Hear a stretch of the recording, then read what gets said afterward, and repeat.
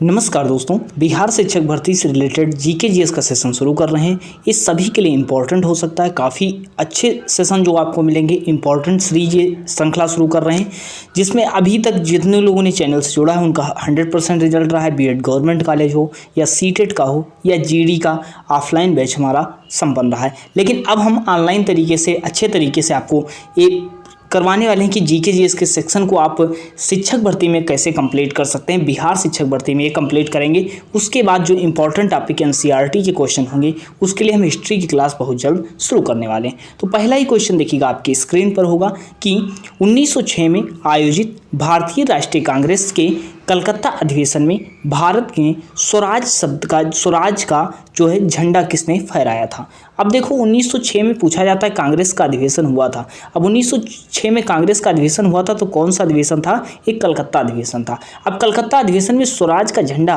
किसके द्वारा फहराया गया था? तो दादा भाई नौरोजी के द्वारा फहराया गया था। दादा भाई नौरोजी से पूछा जाता है the grand old man of India किसे माना जाता है? तो दादा भाई नौरोजी को माना जाता है। प्रश्न भी आ चुका है। और वयोवृद्ध व्यक्ति के नाम से किसे भी जाना जाता है? इनको ही जाना जाता है। बताइएगा, ईस्ट इंडियन एसोसिएशन की स्थापना जो की गई थी दादा भाई नौरोजी के द्वारा कब की गई थी? ये प्रश्न आपको बताना है।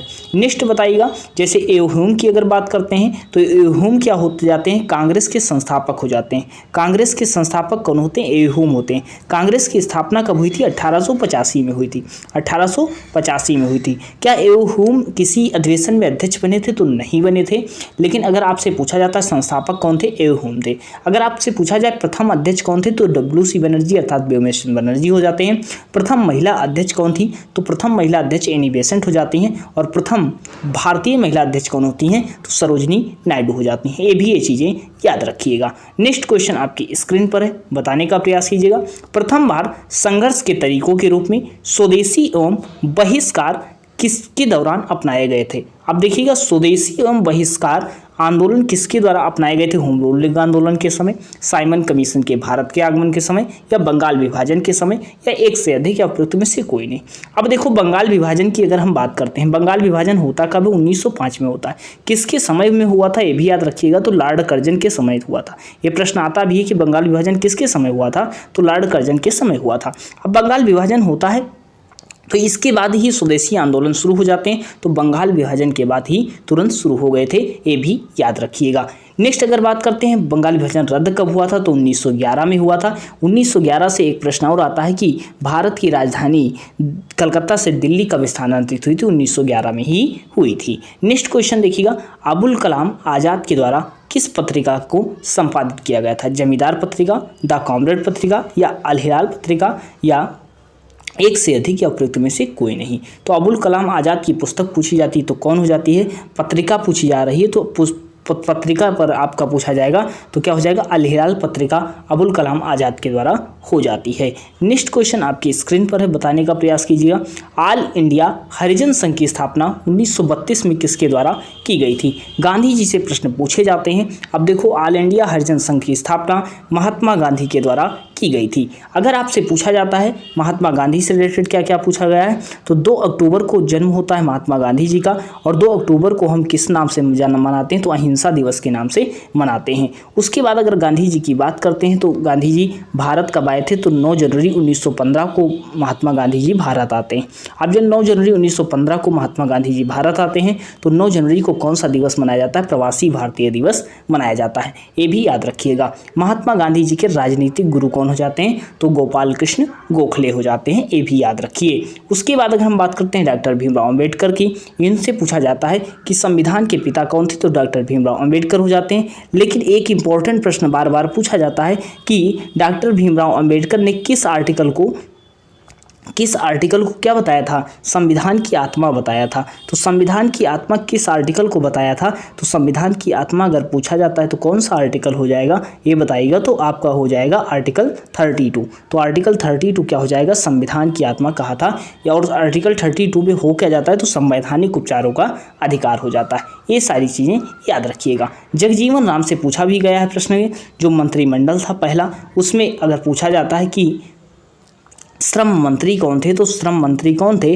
तो श्रम मंत्री की अगर पूछा जाता है तो पूछा भी गया है एग्जाम में क्वेश्चन, पीआरटी में पूछा गया तो श्रम मंत्री कौन थे? जगजीवन राम थे। नेक्स्ट क्वेश्चन देखिएगा, महात्मा Gandhi and Bihar some reminiscences के लेखक कौन थे? डॉक्टर राजेंद्र प्रसाद या जेपी नारायण या कर्पूरी ठाकुर या उपयुक्त में से अधिक या उपयुक्त में से कोई नहीं। तो Mahatma Gandhi and Bihar some reminiscence के लेखक कौन हो जाते हैं? डॉक्टर राजेंद्र प्रसाद हो जाते हैं। डॉक्टर राजेंद्र प्रसाद से जिसे अगर प्रश्न पूछा जाता है तो डॉक्टर राजेंद्र प्रसाद जी से प्रश्न क्या पूछा जाता है कि भारत के क्या थे? ये प्रथम राष्ट्रपति थे। भारत के कौन हो जाते हैं? पहले राष्ट्रपति आपके कौन हो जाते हैं? डॉक्टर राजेंद्र प्रसाद हो जाते हैं। भारत के पहले राष्ट्रपति कौन थे? डॉक्टर राजेंद्र प्रसाद।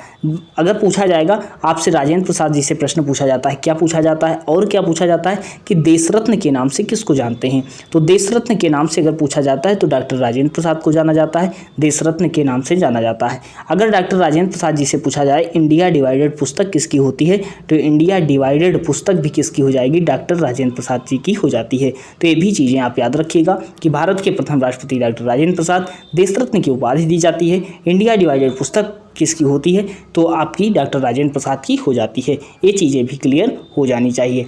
नेक्स्ट अगर हम बात करते हैं, आपका क्वेश्चन हो जाता है विक्रमशिला विश्वविद्यालय किसके द्वारा स्थापित किया गया था?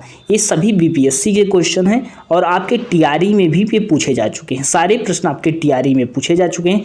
आप लोग कमेंट सेक्शन में अगर ये क्लास देखिएगा तो आप बताइएगा स्पीड इतनी रखी जाए, ऐसे स्पीड बढ़ाने का प्रयास करें। अगर आपको समझ में आ रहा है तो आप ऐसे ही देख सकते हैं। विक्रमशिला विश्वविद्यालय किसके द्वारा स्थापित किया गया? तो विक्रमशिला विश्वविद्यालय की बात की जा रही, किसके द्वारा किया गया था? धर्मपाल के द्वारा किया गया था। अगर आपसे बात करते हैं विक्रमशिला विश्वविद्यालय, तो ये मोस्ट इंपॉर्टेंट एग्जाम में जो क्वेश्चन है पीआरटी में भी आ चुका है, 6 to 8 में भी आ चुका है। तो किसके द्वारा की गई थी? धर्मपाल के द्वारा की गई थी। नेक्स्ट क्वेश्चन की अगर बात करते हैं तो 1940 में विनोबा भावे ने व्यक्तिगत सत्याग्रह आरंभ किया था। कहाँ से किया था यह प्रश्न पूछा जा रहा है। तो पहले व्यक्तिगत सत्याग्रही कौन थे? तो विनोबा भावे जी हो जाते हैं, पहले व्यक्तिगत सत्याग्रही हो जाते हैं। और आरंभ कहाँ से हुआ था? तो पुनर्वायरा केरल से या खेड़ा जिले में गुजरात से या पौनार महाराष्ट्र से या उपयुक्त में से एक से अधिक क्या हो जाएगा? तो कहाँ से प्रारंभ हुआ था? तो पौनार महाराष्ट्र से हुआ था। महाराष्ट्र से और भी क्वेश्चन याद रखिएगा आ सकता है कि लोनार झील कहाँ पर पाई जाती है? तो लोनार झील भी कहाँ पर होती है? महाराष्ट्र में होती है। महाराष्ट्र से ही पूछा जाता है कि लावड़ी और तमाशा नृत्य कहाँ के होते हैं? तो लावड़ी और तमाशा लोक नृत्य कहाँ के होते हैं? ये भी कहाँ के हो जाते हैं? महाराष्ट्र के हो जाते हैं। ये भी चीज़ें याद रखिएगा। नेक्स्ट क्वेश्चन आपकी स्क्रीन पर है, कौन सा विश्व में सुप्रचारित वन्य जीव अभियान 1973 में शुरू किया गया था? तो देखो 1973 में काफ़ी प्रोजेक्ट जो शुरू किया गया इंपॉर्टेंट भी है, ये बार बार एग्जाम में आया। और अब की बार टीआरई में टीआरई 3 हो या टीआरई 2 हो, दोनों में प्रश्न आ चुका है, तो इसको भी याद रखिएगा। ये टाइगर प्रोजेक्ट टाइगर शुरू किया गया था। प्रोजेक्ट टाइगर कब शुरू किया गया था? 1973 में शुरू किया गया था। ये भी याद रखिएगा। नेक्स्ट क्वेश्चन की अगर बात करते हैं, आपके स्क्रीन पर है, बताने का प्रयास कीजिएगा क्षोभ मंडल के बारे में कौन सा कथन सत्य है? अब देखो परतें होती हैं, एक क्षोभ मंडल होता है, एक क्या होता है? संताप मंडल होता है, एक मध्य मंडल होता है, एक आयन मंडल होता है, एक क्या होता है? बहिर्मंडल होता है। अगर क्षोभ मंडल की बात करते हैं तो क्षोभ मंडल में क्या होता है? मौसम संबंधी घटनाएं पाई जाती हैं। क्षोभ मंडल में क्या होता है? मौसम संबंधी घटनाएं पाई जाती हैं। समताप मंडल की अगर बात करते हैं तो समताप मंडल में क्या होता है? ओजोन परत पाई जाती है। मध्य मंडल की अगर बात करते हैं तो मध्य मंडल सबसे ठंडा मंडल होता है। और उसके बाद आयन मंडल की बात करते हैं तो आयन मंडल देख लो, फिर क्या होता है? बहिर्मंडल। एक क्रम आपसे पूछा गया है, एक क्रम किस में पूछा गया है? तो क्रम की अगर हम बात करते हैं प्राइमरी में पूछा जा चुका है। तो क्षोभमंडल के बारे में कौन सा कथन सत्य है? देखो अब क्या ये वायुमंडल की सबसे ऊपरी परत है? नहीं है, ये क्या है? सबसे निचली परत होती है। परत का ऊंचाई के साथ तापमान बढ़ता है तो नहीं, ये ऊंचाई के तापमान क्या है? इसका घटता है। और इसकी औसत ऊंचाई कितनी होती है? 13 किलोमीटर होती है, याद रखिएगा। और मौसम संबंधी घटनाएं कहाँ? क्षोभमंडल में होती हैं। ओजोन परत कहाँ पाई जाती है? संताप मंडल में। ओजोन संबंधित प्रोटोकॉल क्या होता है? मॉन्ट्रियल प्रोटोकॉल हो जाता है। ये चीज़ें याद रखिएगा। नेक्स्ट क्वेश्चन देखिएगा, कौन सी नदी कोयले घाटी के भंडारों के लिए सर्वाधिक समृद्ध है? अब देखो यह प्रश्न बीपीएससी के द्वारा पूछा गया था, लेकिन बीपीएससी के द्वारा इसमें आंसर क्या माना गया था, तीनों माना गया था। और एक कोयले घाटी के लिए भंडारों में सबसे अधिक वैसे दामोदर नदी घाटी होती है, लेकिन तीनों को अब माना गया तो तीनों क्या हो जाएगा, इसमें सही हो जाएगा। नदी घाटी कोयले के भंडारों के लिए समृद्ध हो जाती है, महानदी, दामोदर, सोन नदी। लेकिन इसमें सबसे अधिक पूछा जाता था दामोदर हो जाता, लेकिन पूछा गया था कि नदी कोयले घाटी भंडारों के लिए समृद्ध है, तो उपयुक्त में से एक से अधिक हो जाएगा। नेक्स्ट अगर बात करते हैं, देखिएगा, ग्रीष्म के अंत में पूर्व में मानसून वर्षा जो केरल और कर्नाटक तटीय क्षेत्रों में एक सामान्य घटना है, इसे स्थानीय रूप में किस नाम से जाना जाता है? तो स्थानीय रूप में इसे किस नाम से जाना जाता है? देखो इसको अलग अलग नाम से, तो केरल और कर्नाटक के तटीय क्षेत्रों में एक सामान्य घटना होती है जिसे मैंगो शावर्स के नाम से जाना जाता है, अर्थात आम्र वर्षा के नाम से इसे भी जाना जाता है। इसको अलग अलग क्षेत्र में जाना जाता है, अलग अलग चाय वर्षा, जैसे असम में अगर पूछा जाए तो इसे क्या माना जाता है, चाय वर्षा के नाम से जाना जाता है। तो अलग अलग क्षेत्रों में अपने हिसाब से ये माना जाता है। उसके बाद अगर हम बात करते हैं, देख लो, कर्क रेखा निम्नलिखित में से कितने राज्यों से होकर गुजरती है?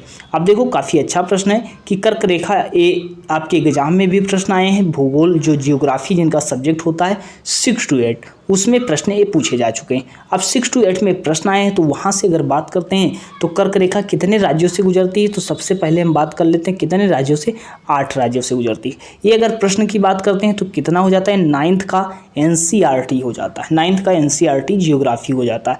अब इसमें देखो कर्क रेखा 8 राज्यों से गुजरती है, जिसमें अगर 8 राज्य की बात करते हैं तो देख सकते हो आप 8 राज्य कौन कौन से हो जाएंगे, ये आप देख सकते हो। अब देखो इसमें कौन सा राज्य हो जाएगा, सबसे पहला ये कर्क रेखा होती है 23.5 डिग्री हो जाती है। अब जब एक कर्क रेखा 23.5 डिग्री हो जाती है तो ये कौन सा हो जाता है, गुजरात हो जाता है, राजस्थान हो जाता है, फिर क्या होता है, मध्य प्रदेश होता है, फिर आपका क्या होता है, छत्तीसगढ़ होता है, फिर क्या होता है, झारखंड होता है, फिर क्या हो जाएगा, पश्चिम बंगाल हो जाएगा, फिर त्रिपुरा हो जाएगा, फिर मिजोरम हो जाएगा। तो कर्क रेखा कितने राज्यों से गुजरती है, 8 राज्यों से गुजरती है, ये भी याद रखिएगा। अगर आप इसकी ट्रिक याद करना चाहते हैं तो RGMC पहले याद कर लो, क्या हो जाएगा, इसको क्रम थोड़ा बदल जाएगा, इसका राजस्थान हो जाएगा, गुजरात हो जाएगा, मध्य प्रदेश हो जाएगा, छत्तीसगढ़ हो जाएगा, फिर JPTM करके याद कर सकते हो, झारखंड, पश्चिम बंगाल, त्रिपुरा, मिजोरम।